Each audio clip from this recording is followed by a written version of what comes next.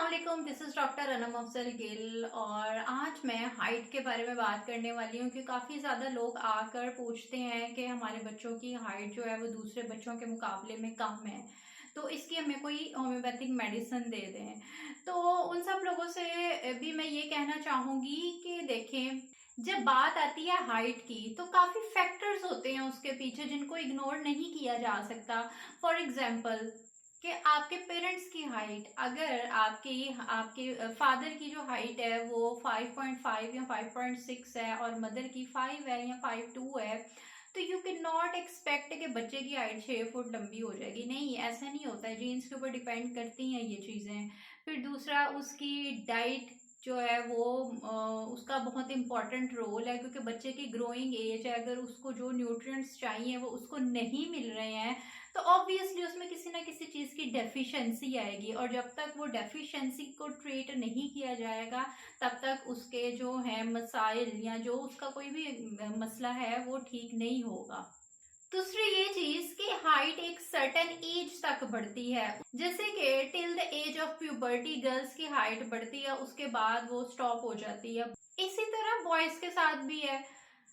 और इसमें कुछ फैक्टर्स भी हैं, जैसे कि अगर आपके बच्चे को कोई मसला आ गया, जैसे उसके पेट में कीड़े हैं और उसकी वजह से वो वीक होता जा रहा है, या वो बहुत ज्यादा जंक फूड खा रहा है, उसको जो न्यूट्रिएंट्स चाहिए वो उसको नहीं मिल रहे हैं, तो वो किस तरह से वो एक ग्रोइंग एज में दूसरे बच्चों के साथ compete करेगा। फिर एक चीज ये भी आ जाती है कि अगर उसको कोई ना कोई खुदा ना खास्ता बीमारी है, जैसे कि अगर किसी को टाइफाइड हो गया है और उसमें अभी भी सिम्टम्स हैं, उसके कुछ असरात हैं, तो उसको भी हमें पहले ठीक करना पड़ेगा। या किसी को अगर जॉइंटस हो गया है या कोई भी ऐसा मसला है, या वो खाना ठीक से नहीं खा रहा है, तो पहली बात तो ये कि हमें उसका रूट कॉज आइडेंटिफाई करना पड़ेगा। और आइडेंटिफाई करने के बाद उसको ट्रीट करना पड़ेगा कि अगर उसको जैसे कि जॉइंटस है तो उसके आफ्टर इफेक्ट्स भी कुछ आते हैं जिनको होम्योपैथी में जो है मेडिसिन के थ्रू ट्रीट किया जाता है। उसी तरह टाइफाइड भी है, और अगर उसके पेट में कीड़े हैं तो उसकी डिवर्मिंग होनी ज़रूरी है। होम्योपैथिक में मेडिसिन मौजूद हैं जो कि जिन बच्चों को भूख नहीं लगती है या फिर वो खाना नहीं खाते हैं, या उनके पेट में कीड़े हैं, तो वो उनको ट्रीट करती हैं। अगर आपके बच्चे को टाइफाइड है या फिर रह चुका है या फिर जॉइंटस रहा है, तो उस सूरत में पहले उन चीज़ों को क्लियर किया जाता है। फिर ये जब ये रूट क्लियर हो जाता है उसके बाद फिर हाइट वाली साइड पे आते हैं और फिर उसकी मेडिसिन दी जाती हैं।